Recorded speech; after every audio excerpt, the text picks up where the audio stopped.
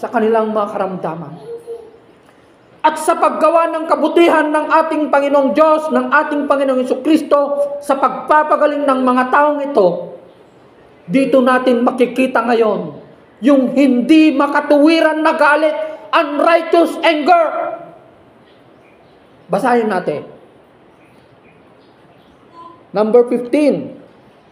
Matthew 21:15. Nagalit ang mga punong pari at ang mga tagapagturo ng kautusan nang makita nila ang mga himalang ginawa niya at marinig ang mga batang sumisigaw sa loob ng templo, purihin ang anak ni David. Imagine that. Gumawa ka na ng mabuti, nagagalit pa ang mga pare. Diba? Gumawa ka na nga ng mabuti, may nagagalit pa. Ito ang hindi makatuwirang galit. Mga ginigiliw. Yung nagagalit ka na, alam nyo kung minsan, katulad din po natin, di ba? Kung bakit tayo nagagalit, kung bakit sinasabi sa atin ng Panginoon, huwag nyong gawing templo,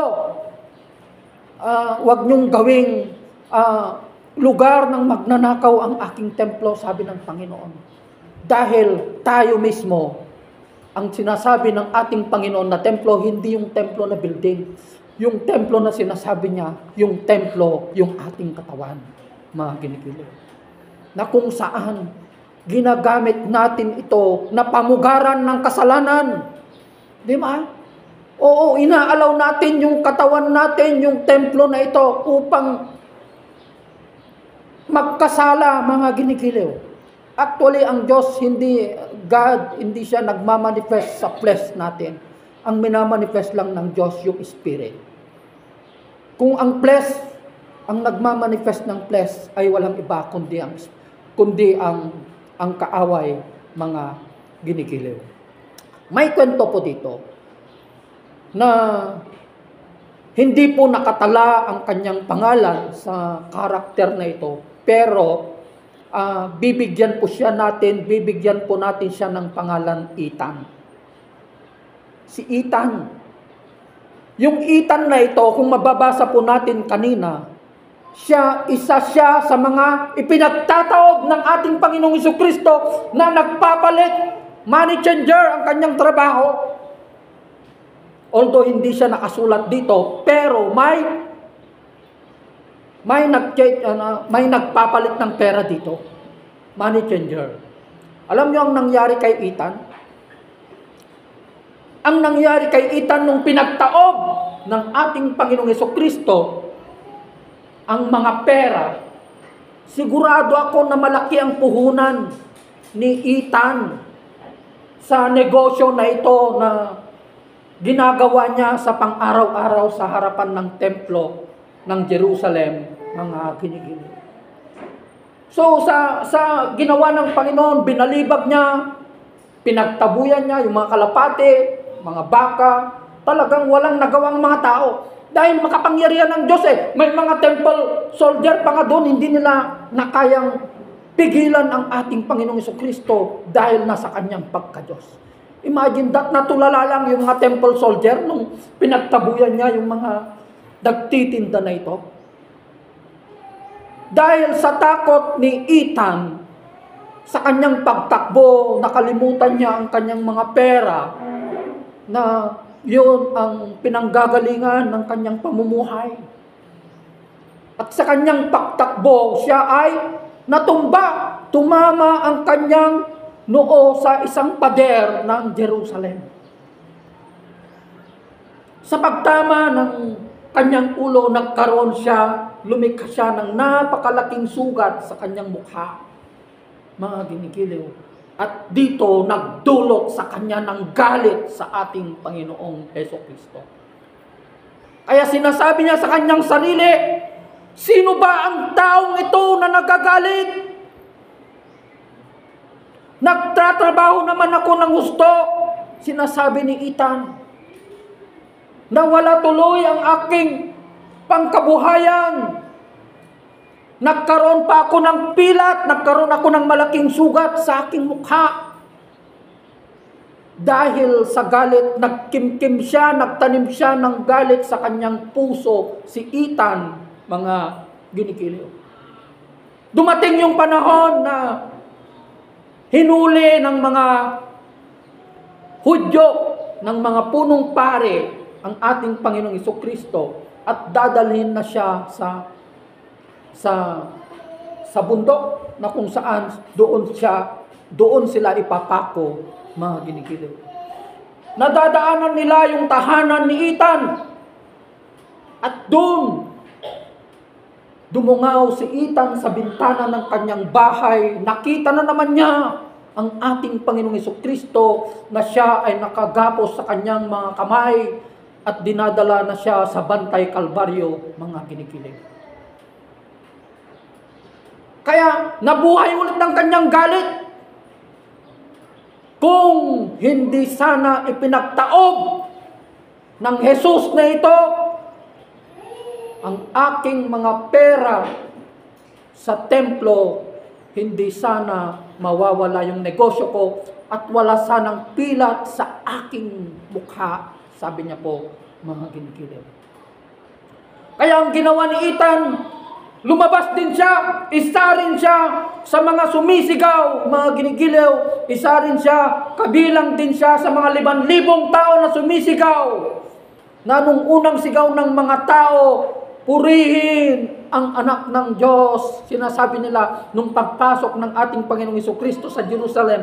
Pero nung nahuli ng ating Panginoong Jesucristo, nakagapos ang kanyang mga kamay, bumaliktad na ang sigaw ng mga taong ito, kabilang si Ethan na ang kanilang isinisigaw, ipako yan sa krus. At isa si Ethan sa pinakamataas ng boses, ipako yan sa krus. Na sumusunod na rin siya sa mga daloy ng mga tao papunta sa Bantay Kalbaryo, mga ginikiliw. Sobra yung kanyang pagkagalit. Kaya gusto kong maaktuhan, sabi ni Ethan, gusto kong makita kung paano nila parurusahan ang taong ito na nagsasabi na siya ay anak ng Diyos. Sabi niya, mga ginikiliw. Binantayan niya ang ating Panginoong Jesucristo hanggang siya ay ipinako sa krus, mga ginikiliw. Nung hanggang andun sa krus ang ating Panginoong Jesucristo, andun pa rin si Ethan na dinuduro niya ang Panginoong Jesucristo, kung hindi dahil sa iyo, hindi ko mararanasan ang hirap. Hindi ko mararanasan ang pilat na ito, na malaking pilat sa aking mukha. Sinasabi ni Ethan, mga ginikiling. Hanggang dumating yung panahon na nalagutan ng hininga ang ating Panginoong Jesucristo, na sinabi niya, patawarin mo sila sapagkat hindi nila alam ang kanilang ginagawa. Nahulog ang dugo ng ating Panginoong Jesucristo sa mukha ni Ethan. Pumatak ang dugo, nahulog sa kanyang mukha. At nang hawakan ni Ethan ng kanyang mukha, naramdaman niya na nawala na ang pilat sa kanyang mukha. Yung galit na palitan ng pagsisisi at pag-iyak sa harapan ng ating Panginoon. Totoo nga po, Panginoon, na kayo ay anak ng Diyos. Yung galit na palitan ng pagsisisi at pagdadagok ng kanyang sarili. Panginoon, patawarin mo sapagkat ako'y makasalanan. Totoo nga na ikaw ang Diyos. Totoo nga na ikaw ay anak ng Diyos, sinasabi ni Ethan sa kanyang sarili, na yung pagkagalit na yon, napalitan ng pagsisisi sa kanyang mga kasalanan, mga giligiliw. Kung bakit ito ang sinasabi sa atin ng Panginoon, mga giligiliw. Diba? Dahil ang templo na binabanggit dito ng Panginoon, hindi yung simbahan, hindi yung literal na building, mga ginigiliw. Ang binabanggit dito ng ating Panginoong Jesucristo ay walang iba kundi ang ating katawan. Hindi lahat ay ipinagkaloob ng ating Panginoong Jesucristo ng kanyang Espiritu, mga ginigiliw. Hindi lahat nakatanggap ng biyaya ng Diyos, mga ginigiliw. Hindi po lahat. Kundi ang makakatanggap lamang ng biyaya na ito ng Panginoon ay ang kumikilala sa kanyang salita. Kumikilala sa ating Panginoong Jesucristo bilang Diyos at tagapagligtas ng kanyang buhay at kaluluwa, mga ginigiliw. Po. Kaya, hindi lahat ng nasasalubong yung tao sa daan, nasa kanila ang templo ng Panginoon. Hindi po.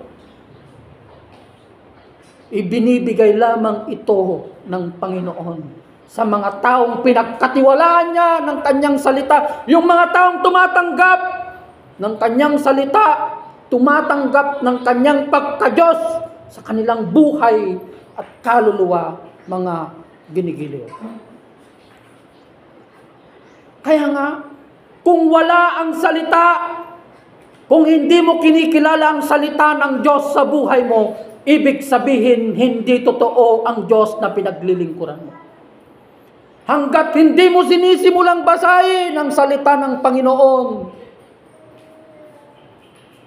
at isinasabuhay ang mga salitang ito sa buhay mo, hindi totoo ang Diyos na sinasamba mo. Peke ang Diyos na sinasamba mo. Magiging tama lamang ang Diyos na sinasamba natin pag inumpisan po nating basahin ang salita ng Panginoon at sumunod isabuhay ang mga sinasabi niya dito, mga ginigiliw. Sapagkat ang salita ay Diyos. Yun ang sinasabi niya sa John 1:1, di ba? In the beginning there was a word, and the word was with God, and the word was God. Sabi niya po, mga ginigiliw. Kaya, wag mong sabihin sa isang manginginom ng alak, yung mga babaero, yung mga magnanakaw, di ba? Ikaw naman, pare, hindi mo ba alam na yung katawan mo ay templo ng Diyos? Wala kang karapatang magsabi sa mga taong ito na sila ay templo ng Diyos hanggat hindi nila kinikilala ang ating Panginoong Jesucristo sa kanilang buhay at kaluluwa. Dahil ito ay kaloob, regalo ito ng Panginoon. Anong ibig sabihin ng kaloob? Hindi mo hiningi, ibinigay ito ng Diyos na kusa by His grace, sa pamamagitan lamang ng kanyang grasya at awa. Mga ginigiliw, yun ang ibig sabihin nun. Yun ang ibig sabihin ng kaloob. Hindi dahil sa gawa mo, kundi dahil lamang sa awa at grasya ng Panginoon. Kaya ipinagkaloob niya ang kanyang unang kaloob. The first gift is the Holy Spirit. Yun ang sinasabi niya sa 1 Corinthians 6:14-19. Basahin natin, mga ginigiliw.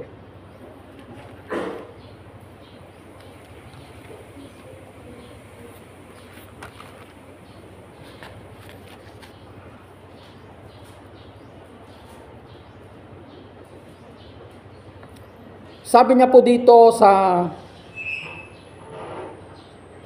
13, sasabihin naman ng iba, ang pagkain ay para sa tiyan at ang tiyan ay para sa pagkain. Totoo yan. Ngunit parehong sisirain ng Diyos ang mga ito. Sabi niya, mga ginigiliw. Ang katawan ay hindi para sa immoralidad, sapagkat ito'y para sa paglilingkod sa Panginoon. Hindi natin pwedeng gamitin ang katawan na ito para sa immoralidad.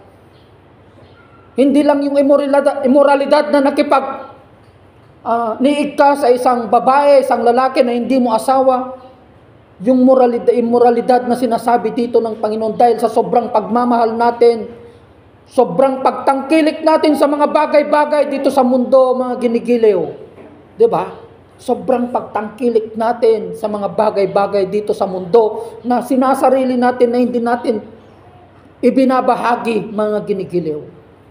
'Di ba? Sobrang pagmamahal natin, the love of money. Hindi ibig sabihin na nung hindi lang money, position, fame, prestige. Yun ang sinasabi ng Panginoon dito, mga ginigiliw.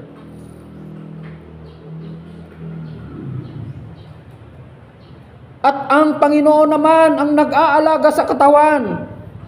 Muling binubuhay ng Diyos si Jesucristo at tayo naman ay muling bubuhayin sa pamamagitan ng Kanyang kapangyarihan. Inuulit ko po, na-share ko na po ito sa mga wala noon, nung nag-Bible study kami, na at sila ay bubuhayin ko sa huling araw, sabi ng ating Panginoong Jesucristo. Nang pagkakaintindi ng mga iba, ang tao daw ay namatay, matutulog, at siya lamang ay magigising sa muling pagkabuhay. Hindi po. Ang sinasabi niya sa Hebrew 9:27, a person dies at once and after that he will face judgment. Kapag namatay ang isang tao, hindi na siya mag-iikot pa dito ng 40 days. Ang agatang tayo pa ay mga ginigiliw. A person dies at once. Minsan lamang mamatay ang isang tao. It is appointed by once that a person dies at once.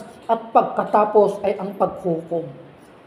Yung espiritu, yung kaluluwa natin, yon ang huhusgahan, hahatulan ng Diyos na kapag namatay ang isang tao, it's either Hades or kaharian ng Diyos ang pagdadalhan sa iyo base sa iyong ginawa, mga ginigiliw, nung ikaw ay nabubuhay, mga ginigiliw.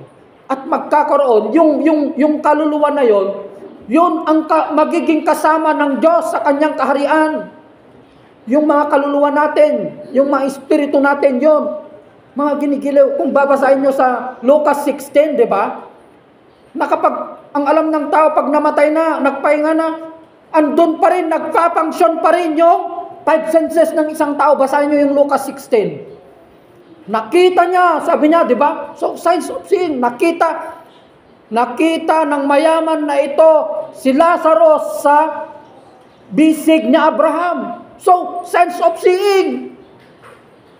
Amang Abraham, sabihin mo kay Lazarus na bigyan niya ng konting tubig ang aking dila.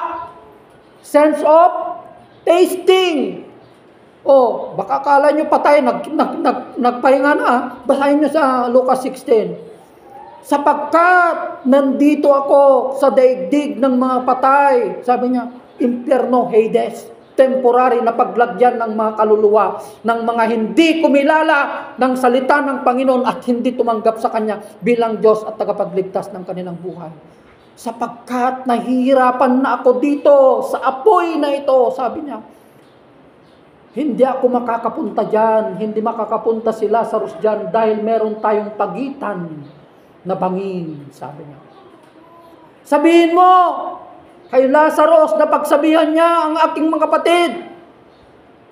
Bahala ng iyong mga kapatid kung ayaw nilang kilalanin ang katotohanan, sabi po na Abraham, mga ginigili. Opo. So yung muling pagkabuhay na sinasabi ng ating Panginoong Jesucristo, yun ang pagbababa ng ating Panginoong Jesucristo na kasakasama natin siya sa kanyang pagbaba sa alapaap at magre-reign siya sa bagong langit at lupa ng 100,000 taon at ibabalik niya ang ating katawan na magiging glorified body. Yun ang ibig sabihin. At yung katawan naman na eternal damnation na sinasabi, bibigyan ulit ng Diyos yung mga tao, yung kaluluwa ng tao sa Hades, ibabalik niya yung katawan na yon, mga ginikiliw, at magsasuffer sila ng eternal damnation sa impyerno na walang hanggan.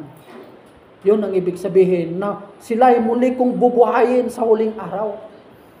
Kaya Huwag niyong sabihin na nagpahinga ang isang tao. Anong sabi niya sa Revelation, ang nag-rest in peace? Yung mga naglingkod lamang sa Panginoon.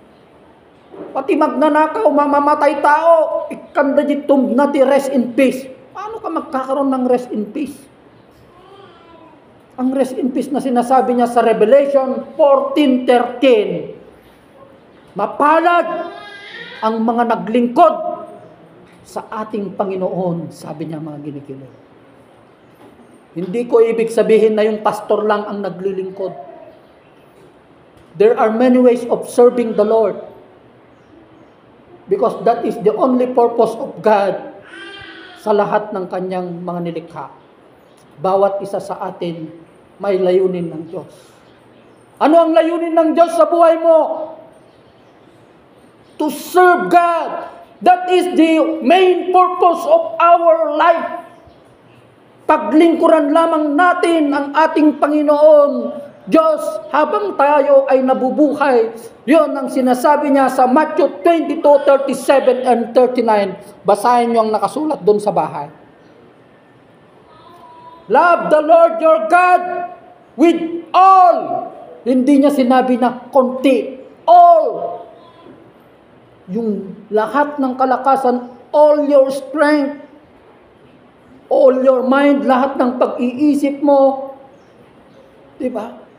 Lahat-lahat mga ginikiliw.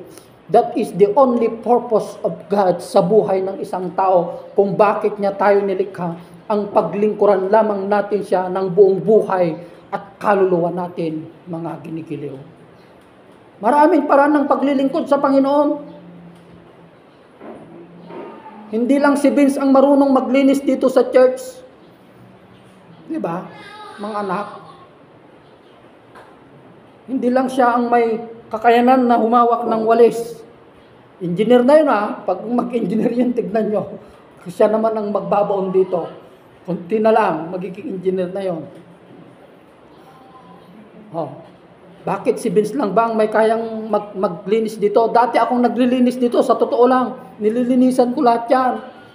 Pero sinabi ni Vince, Pastor, ako naman, magpahinga ka na rin. Sabi, di wow, sabi ko, thank you. Diba?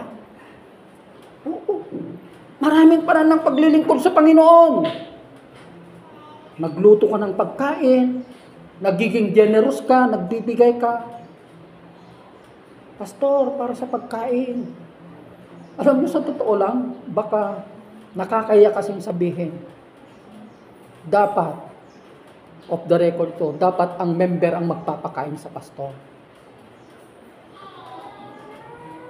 Ito, yun ang sinabi ni Pablo. Pero praise God, dahil binigyan kami ng Diyos ng resources. Opo, binigyan po kami ng Panginoon ng resources pang kabuhayan, mga ginikilig. Opo. Kasi, sabi ng mga tao, wala nang tithes ngayon. Wala na yung tithes and offering. Paano kung walang trabaho ang pastor? Ang pastor, yung binigay na trabaho ng Diyos sa pastor, paglingkuran kayo. Yung sabihin niya, yung trabaho ng pastor, na sinasabi na trabaho, kaya sinasabi ni Pablo, nabasa niyo yung sinabi ni Pablo, nagtrabaho ako ng araw at gabi. Alangan nga nagbalsik ti kayo ni Pablo, titingding nga rabi, ito na. Ang trabaho na sinasabi ni Pablo, yung pagbabahagi ng salita ng Panginoon. Pero sabi ni Pablo, mas gusto ko pa na ako ang magbigay kaysa kayo ang magbibigay sa akin, sabi niya. Diba? Pag ano na po, Diyos ti kwarta tayo, nagbaanang na po. Tinitignan lang niya yung obedience natin.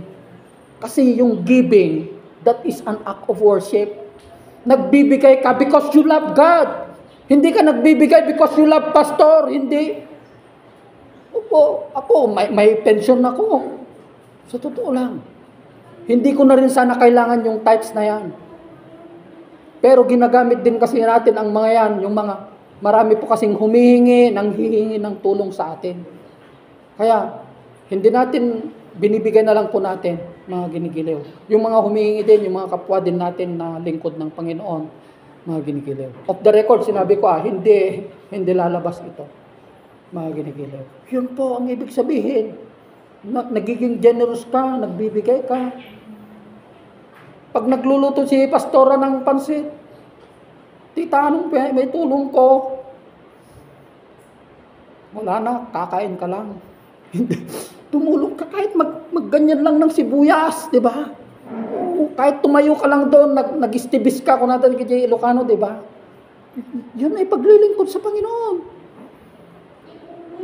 Alam mo yung mga nauna dito na kabataan, dire-diretsuhin ko na. Dahil professional daw sila, hindi daw pwede sa kanila na maglinis ng church. Opo, hindi daw sila pwede. Di ba?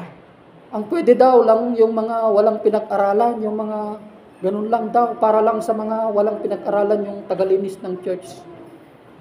Imagine that. Kaya, hindi nila nasumpungan yung totoong relihiyon sa buhay nila.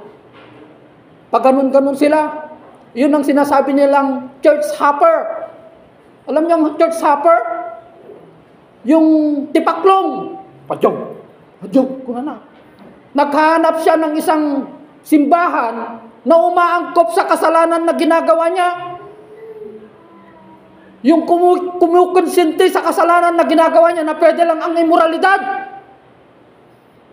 Di ba? Opo. Yun ang masakit sa salita ng Panginoon.